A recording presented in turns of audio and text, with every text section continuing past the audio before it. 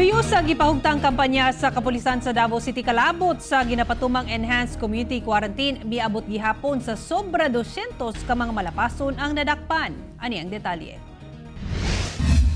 Dihang gisugdan ang pagpatuman sa odd-even number coding scheme sa Food and Medicine Pass niadtong Sabado. Makita sa mga hulagway sa downtown area ingon man sa managunang kadalanan sa Davao City kagahapon nga mingaw ug wala gayoy naglatagaw. Bisan sa mga sulod nga bahin sa Barangay 76-A, bugtong ang mga tanod lang ang garoving. Sa CCTV footage sa panimalay nila Dominador Ariola sa Purok 32, makita gayod nga walay naglaag-laag. Walay ginapili kung kinsa ang masakpan sa kalsada, kisihoda man na siya, ato dyan siyang dakpon. Pero sa mga lagyong dapit sa syudad sama sa Kalinan District, daghan ang nadakpan, kasagaran, dunay kalabutan sa paglapas sa FM Pass kay nang gawas gyapon, bisan pa man nga gibawal kini.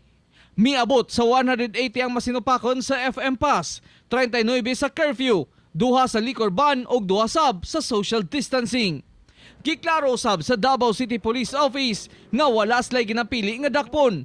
Sa mga hulagway nga nanggawas kagahapon nga kuha ni Carlos Manlupig, tanan nga naa sa kadalanan gipang pangutana.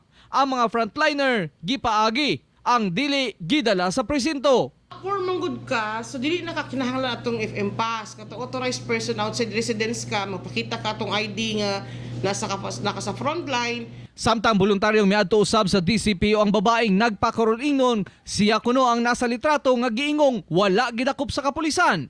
Personal kining nangayo og pasaylo. Sa kinatibukan, gibutyag sa DCPO nga makonsidera kuno nga malampuson ang kampanya sa otoridad kagahapon. Sa mental affair nakita man dyan nato nga wala dyan mga kaisakyan na nagdagan. Mao siguro pod gani ang panglantaw nila sa uban, no? Pero sa mga looban, sa mga hinit nga lugar, dito ta nag-deploy og mga beat patrollers nato. Ako, si Real Soroche para sa One Mindanao.